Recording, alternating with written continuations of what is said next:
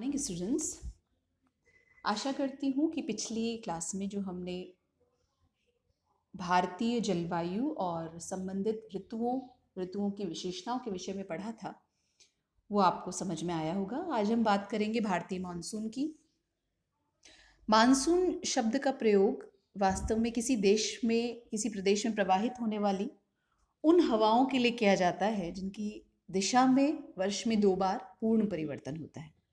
Monsoon शब्द वास्तव में अरबी भाषा के मौसम शब्द से बना है, जिसका तात्पर्य है मौसम। इस शब्द का प्रयोग सर्वप्रथम अरब सागर पर बहने वाली हवा के लिए किया गया था, जिसकी दिशा वर्ष के 6 माह तक उत्तर पूर्व से दक्षिण पश्चिम और शेष 6 माह तक दक्षिण पश्चिम से उत्तर पूर्व रहती है। इसी आधार पर उन सभी हवाओं को, ग्लोब पर वो जितनी भी हवाएं हैं जिनकी दिशा में ऋतु के अनुसार विलोम स्थिति बन जाती है, उन्हें मानसून नाम दिया गया। हम भारतीय परिदृश्य में इसकी बात करेंगे। ये मुख्य रूप से अपने सीजनल पैटर्न, ऋतुवत प्रतिरूप के रूप में जानी जाती है। इसमें कोल्ड वेदर सीजन यानी ठंडी ऋतु और गर्म ऋतु के संदर्भ में दोनों समय में दिशा में परिवर्तन देखने को मिलता है। ये देखा जाता है कि जब सूर्य उत्तर की ओर होता है, तब जैसा कि आपको ध्यान होगा, प्रीवियस में हमने फिजिकल ज्योग्राफी में पढ़ा था कि जब सूर्य उत्तरायण होता है या सूर्य दक्षिणायन होता है तो इसी आधार पर वाहिदा पेटियों में भी खिसकाव होता है। उसमें भी उत्तरायण और दक्षिणायन स्थिति देखने को मिलती है। इसी आधार पर जो मौसम के अनुसार मानसून की हवाओं की जो दिशा है उसमें भी परिवर्तन होता है। जब ये हवाएं स्थल से होकर के जल की ओर चलती हैं तो शुष्कता बढ़ाती हैं, यानी उससे वर्षा नहीं होती, और जब जल से स्थल की ओर चलती हैं तो उससे अपने साथ पर्याप्त नमी लाने के कारण वर्षा होती है। देखिए, भारतीय मानसून वास्तव में अगर देखा जाए किस प्रकार से भारत में एंटर करता है तो पश्चिमी घाट से टकरा करके ये मुख्य रूप से यहां आप देख रहे हैं कि ये अरब सागर की स्थिति है, ये बंगाल की खाड़ी की स्थिति है। दक्षिण पश्चिम से आने वाली मानसूनी हवाएं यहाँ केरल तट पर सर्वप्रथम टकराती हैं और इस भारतीय पेनिनसुला के कारण, इसकी निकली हुई स्थिति के कारण ये 2 शाखाओं में विभाजित हो जाती है, एक अरब सागर शाखा के नाम से और एक बंगाल की खाड़ी शाखा के नाम से। ये शाखा पश्चिमी घाट के पैरेलल उत्तर की ओर चलती है, जिसमें मुंबई से लगाकर, केरल तट से लगाकर मुंबई तक पर्याप्त वर्षा होती है। इस हिस्से में पर्याप्त वर्षा देखी जाती है, यानी पश्चिमी घाट की पश्चिमी ओर पर्याप्त वर्षा होती है, जबकि इसी पश्चिमी घाट की पूर्व की ओर पर्वतीय छाया क्षेत्र होने के कारण वर्षा की कमी मध्य भाग में देखने को मिलती है, जिसे वृष्टि छाया क्षेत्र के रूप में जाना जाता है। ये शाखा आगे बढ़ते हुए पश्चिमी घाट से विंध्य, सतपुड़ा, अरावली के पैरेलल चलते हुए जो हिमालय पर्वत है वहां से टकरा करके वहां पर वर्षा करती है तलहटी में। इसी प्रकार जो पूर्व की ओर शाखा है, बंगाल की खाड़ी की शाखा है, वो बंगाल की खाड़ी से पर्याप्त नमी लेकर मेघालय, गारो खासी, जयंतिया जो हिमालय की श्रृंखलाएं हैं उनसे टकराती हैं, तलहटी में वर्षा करती हैं और फिर पश्चिम की ओर आगे बढ़ते हुए उत्तर प्रदेश, पंजाब तक पहुंचते पहुंचते ये, हालांकि इनमें नमी की मात्रा, चूंकि देखिए ये बात प्रकट है कि तट के जितना नजदीक क्षेत्र होगा वहां पर नमी उतनी ज्यादा होने के कारण हवाओं से उतनी अधिक वर्षा होगी, जबकि उससे दूर जाने पर उतनी ही नमी कम होती जाएगी और वर्षा की मात्रा भी कम होती जाएगी। इस प्रकार इन भागों में पर्याप्त वर्षा देखने को मिलती है, जबकि जैसे जैसे पश्चिम की ओर बढ़ते हैं वैसे वैसे वर्षा की मात्रा कम होती जाती है। इस प्रकार ये जो भारतीय मॉनसून सिस्टम है वो कार्य करता है, भारत में एंटर करता है। केरल तट पर, जिसे मालाबार तट भी कहते हैं, मालाबार तट पर इसकी एंट्री की डेट 1 जून से 10 जून के बीच सर्वप्रथम आता है ये मॉनसून, और उसके बाद ये आगे बढ़ता हुआ 20 जून 25 जून तक राजस्थान में एंटर करता है, ऐसा माना जाता है। अलग अलग डेट्स पर मॉनसून की एंट्री अलग अलग स्टेट में अलग अलग डेट्स के अनुसार मानी जाती है। सबसे पहले ये मालाबार तट पर हिट करता है। ये जो अभी हमने बात की पर्वतीय वर्षा की, जो कि पश्चिमी घाट के सहारे देखने को मिलती है, देखिए यहाँ सी यानी कि यहाँ पर समुद्री जो पवन है ये ऊपर उठती है, बैरियर रिलीफ जिसकी बात हमने की थी, इसके सहारे ऊपर उठती है, और एडियाबैटिक रेट से ऊपर उठ करके विस्तृत होने के कारण ये इसके तापमान में कमी आती है, और जो इसमें निरपेक्ष आर्द्रता थी वो यथावत बनी रहती है। तात्पर्य सापेक्षिक आर्द्रता धीरे धीरे 100% होती है, और 100% होने पर यहाँ पर बादल बनते हैं और वर्षा होती है, जो पश्चिमी घाट के पश्चिमी भाग में वर्षा करने के लिए उत्तरदायी है। और जब यही पवन दूसरी ओर यानी पर्वत की दूसरी ओर उतरती है तो यहाँ पर ये लगातार नीचे उतरते हुए डेंस एरिया में यानी कि अधिक घनत्व के क्षेत्र में प्रवेश होने के कारण गर्म होती जाती है और ड्राई होती चली जाती है और वर्षा नहीं होती है। इस हिस्से को, इस भाग को वृष्टि छाया क्षेत्र या रेन शैडो एरिया के नाम से जाना जाता है। अब हम बात करते हैं अलग अलग मेट्रोलॉजिस्ट, अलग अलग जोग्राफर्स। भारतीय मानसून एक बहुत इतना सहज सिस्टम नहीं है जितना सहज से माना जाता है। ये बहुत कॉम्प्लेक्स सिस्टम है, इस पर एक ही नहीं कई सारे फैक्टर्स का इफेक्ट है। इनमें सबसे इंपॉर्टेंट थ्योरी है थर्मल थ्योरी, जो सबसे आसान है, एडमंड हैली ने 1686 में दी थी। इसका तात्पर्य है सी ब्रीज और लैंड ब्रीज से। इसका बहुत ही सरल तात्पर्य ये है कि जब पवन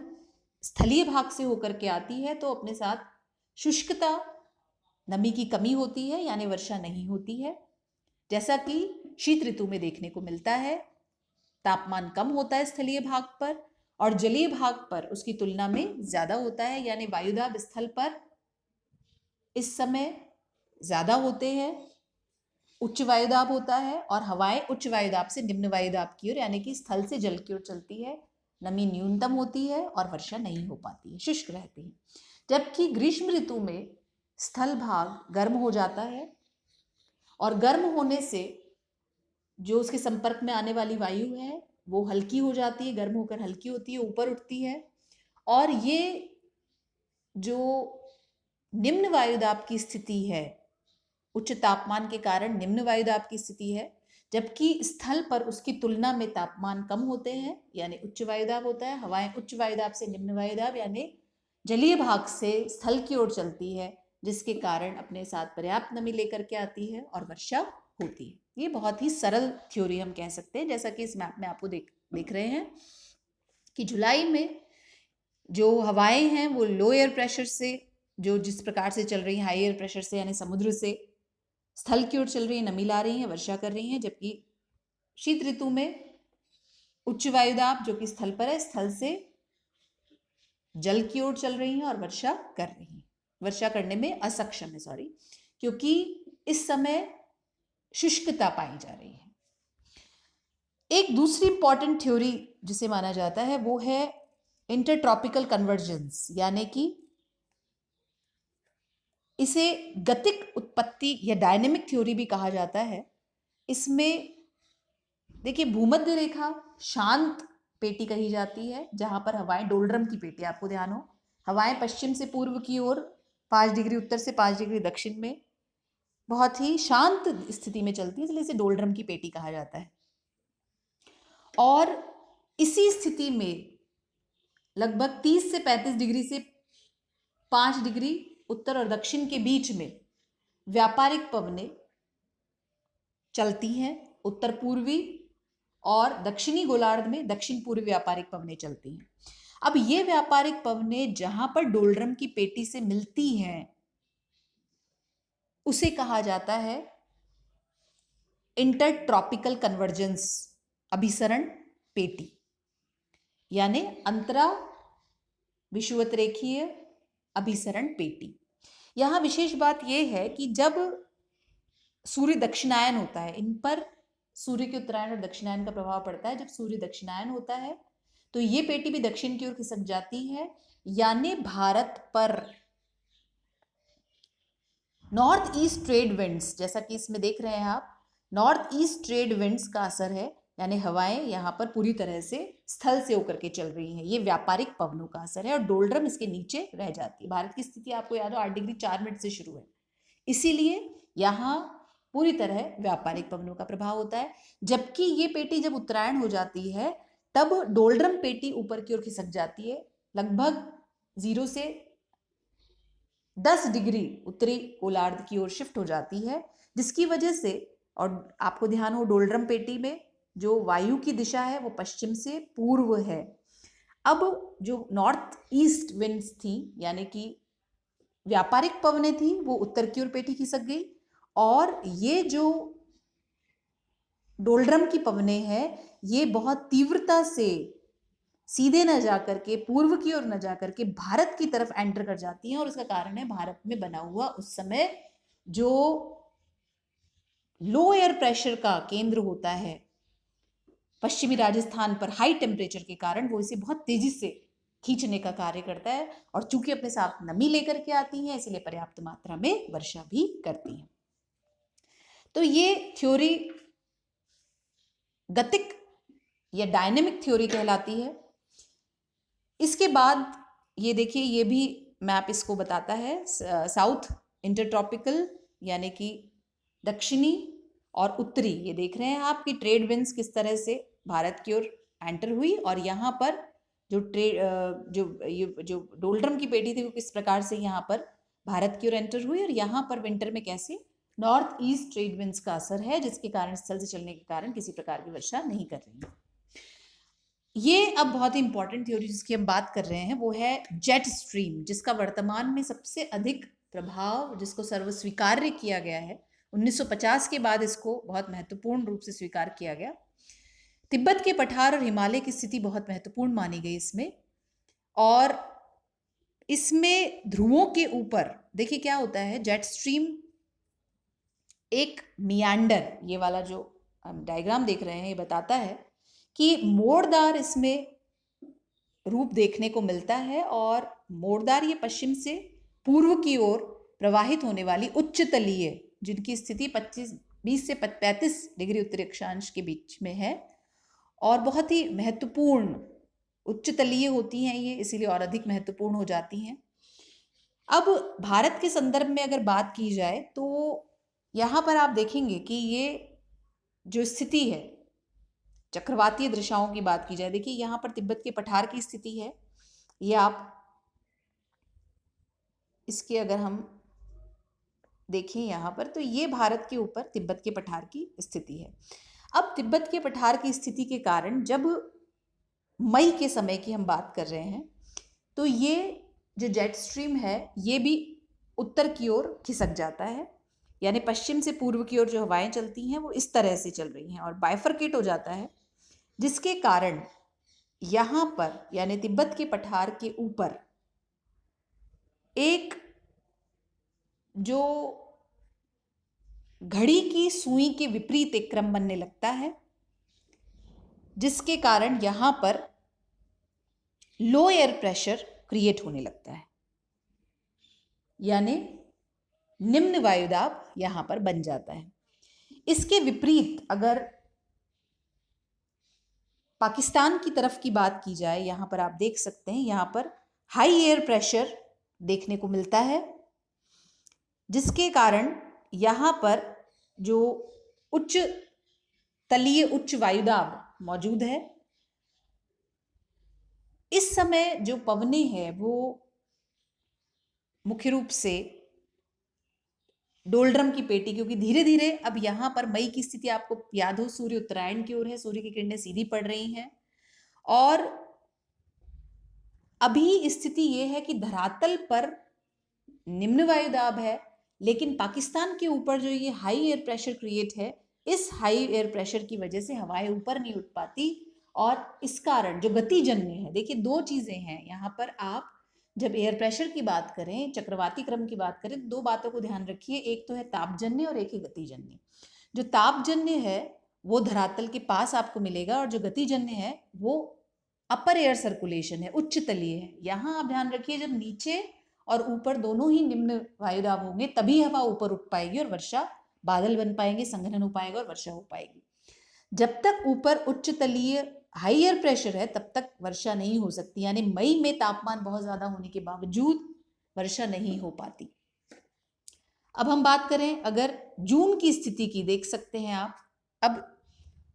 पूरी तरह से उत्तर की ओर हो जाने के कारण अब यहां पर स्थिति, यहां पर ये पूरी तरह उत्तर की ओर हो गया, तो यहां पर टोटली जो लो एयर प्रेशर क्रिएट हो गया, यानी उच्च तलीय निम्न वायुदाब और धरातल पर तापजन्य निम्न वायुदाब बनने के कारण हवाएं आसानी से ऊपर उठती हैं और ऊपर उठ करके संघनन होता है और पर्याप्त वर्षा होती है। जून की स्थिति जब मॉनसून, और चूंकि हवाएं यहां पर समुद्र से एंटर करती हैं स्थलीय भाग की ओर, इसलिए पर्याप्त नमी लाती हैं और वर्षा करती है। ये मॉनसून का जेट स्ट्रीम के जरिए क्लैरिफिकेशन है। अगर हम अक्टूबर की स्थिति देखते हैं तो अब आप देखिए कि जो जेट स्ट्रीम है वो